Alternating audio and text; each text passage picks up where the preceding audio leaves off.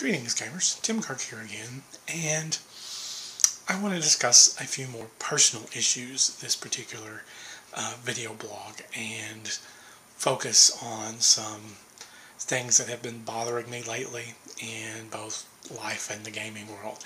Now, this is primarily a gaming video blog. It is not about me personally so much, but it will touch on some personal items and elements that have come up very recently. And so if you're not interested in that kind of thing, you can shut this down now. I will be talking about death at least a little bit. So again, if you're not interested, you might want to shut this down and not watch this particular video, but that's up to you. Most notably, I have been watching a few products and game material online. Now, not necessarily things I was truly interested in, but things that other people are, and I've caught on to kind of the news that's going on, as well as a number of products I am interested in that have come up being delayed for a variety of reasons. And this is where I want to talk about communication. Communication is a two-way street fundamentally between gamers and game creators. Now, it's not that way in a lot of other hobbies or interests. I mean, your personal favorite author doesn't, who writes novels or doesn't say, okay, I've had this terrible thing in my life and therefore my novel isn't going to be out in 6 months. It's going to take 2 years. And there is no expectation usually of that unless he's got a contract. But usually an author isn't in that situation because the book comes when the book comes, and that's how we've accepted it. But this is not so much true of role-playing games, and to some extent video games, but not quite as much, in that we actually have a culture that focuses on new releases, on getting out the particular book, a particular supplement, a particular new product in some way or another that is important to us on seemingly an emotional level. Now, I'm not saying everybody gets emotional about it, but it seems to have a very emotional drive to it because many people, and I don't necessarily disclude myself, but I don't tend to get very worked up about it, but many people get upset when a particular game product is delayed, as if the next new product for that game is necessary or required to enjoy the game. Now, with some tabletop games and with some video games and things like that, they are, because D&D has the Player's Handbook and the DMG and the Monster Manual, and if you don't have those books, all three of them, you're going to be working kind of a little bit blind. That doesn't mean you can't do it, because I ran versions of D&D with just a Player's Handbook for many, many years, making up my own monsters and kind of instinctively based upon my enjoyment of fiction, running games and deciding on things in a game based upon my understanding of fictional rules and enjoyment thereof. And that becomes an issue. Why? Because at least 2 products that I have seen online have been delayed through personal problems of the person.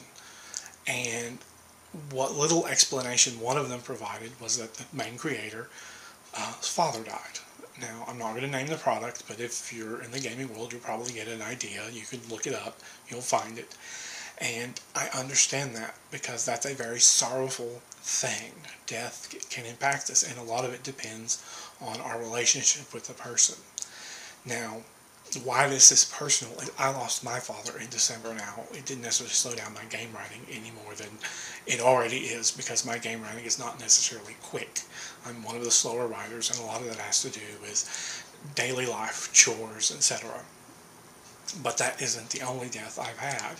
I lost my best friend of 10 years, my dog, my Great Dane,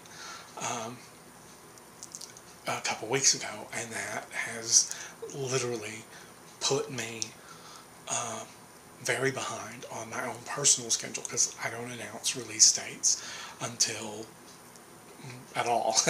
Pretty much I make sure that I get the product written and the art done that I can gather together as much as I can to get it out. Now, this may change because of Kickstarter, and I'm probably going to be kickstarting some future products, and mostly because art is relatively expensive for the way I judge things. Now, it's not necessarily too expensive or anything. It's just, relatively speaking to all my other costs that I put into a game, it's one of the more expensive ones. And I admit sometimes I don't pick the cheapest artist because I want the best artist that I feel does the right work for me. And there have been times when I've gotten cheaper artists for product and they've turned out just amazing and incredible things that really, I think, fit the game. For example, I have a cover for Derelict Delvers, which is an upcoming space opera game I've been running, and to tell you it's been the best money I've ever spent. That cover just inspired me to somewhat change the focus of the game, and in the long run, it will be a better game for that. But that comes to my issue with the expectations of gamers and the expectations of other kind of products that we have in the world that are creative processes. We don't tend to ask a poet, when's your next poem coming out? Now, someone might, but for the most part, we don't run up and go, oh gosh, I want your next poem, when's your next poem coming out? And gamers are a little different in that regards. It's because we tend to want to add more information, more ideas, more, I guess you would call it, input into our hobby. And that's not necessarily a bad thing, don't mistake me. But at the same time, it creates a situation where we have to choose how we're going to address the everyday issues that come up in life, in the world, in interaction with people, and decide what we're going to do about it. Specifically, how are we going to communicate that something has come up, something has delayed things, and that ties into things like depression and a couple other things. Depression, I have personal experience with it, but depression is a powerful thing, and emotional impacts like the loss of my dog, the loss of my dad, could very well have sent me spiraling out of functionality into being a non-functioning human being for a while. And by that I mean literally not functioning as we should. Now, I don't sleep very well already. I have rather significant insomnia, and that ties to a lot of other things. And that tends to slow my creative process, because if we're not well rested, we can't be as creative as we like. And emotional impacts can trigger depression in some people. Although there are genetic tendencies and there's, prehistory of conditions and such that all add up to that. But those emotional impacts and the life impacts can truly upset a creative mind, a creative process, and the final product will have to be delayed. And the best thing in this situation is to communicate with people and be honest in your communication. Don't promise something you can't fulfill. Don't promise a release date if you can't get to it.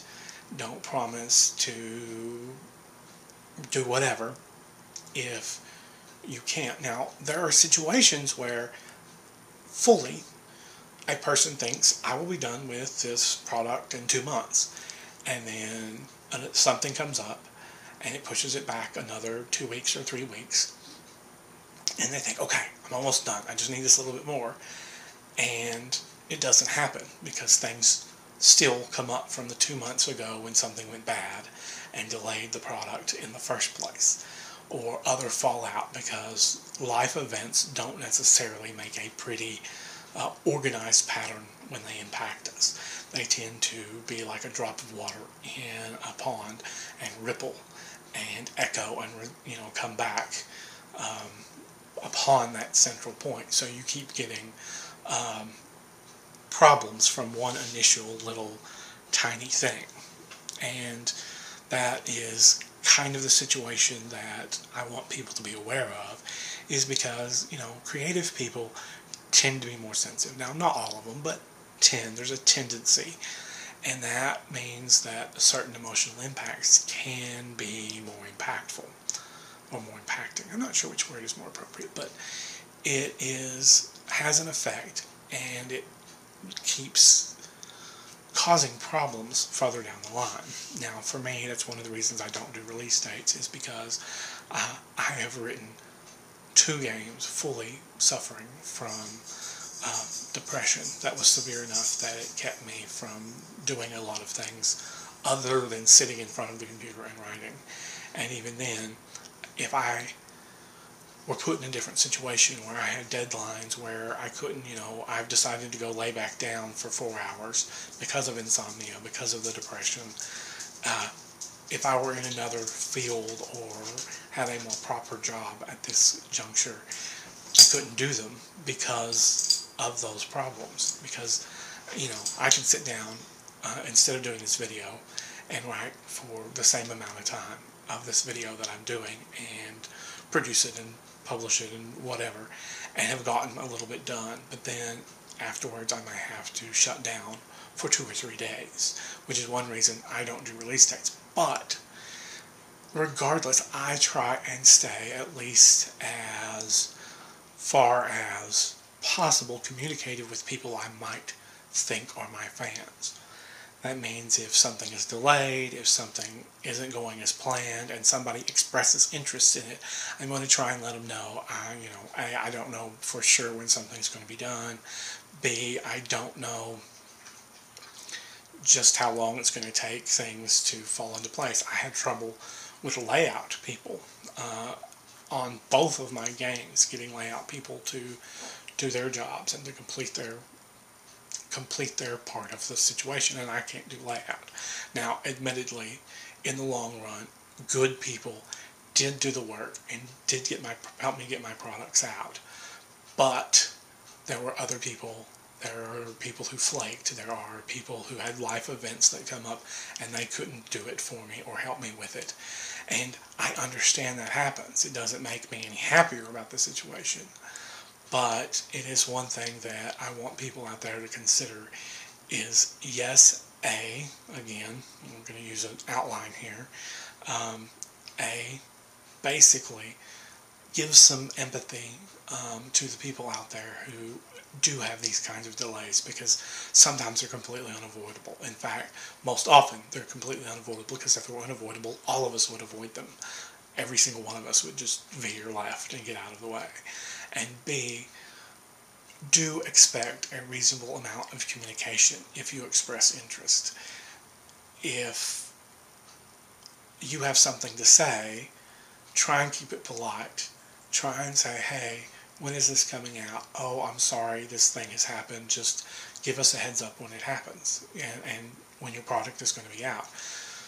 We don't need to act like nagging, bothersome pests to a creative person or creative product.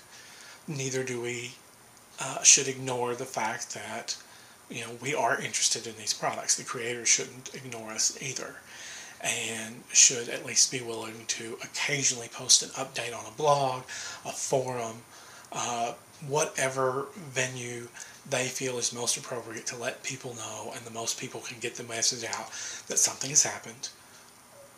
Maybe not the specific details, but that something has happened, and that they need some time to sort things out, and that they will get back to the product as soon as possible for the fans of the product.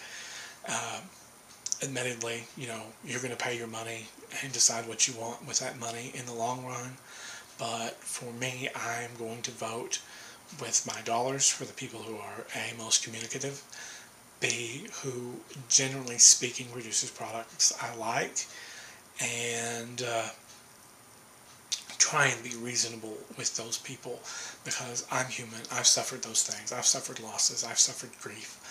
I've gotten the flu when I needed something done right then, and I have had other people flake on me in helping me produce things, and so I get the production difficulties that come up. So, let's try, in general, and be, if not friends to these people, at least beneficial consumers in the situation.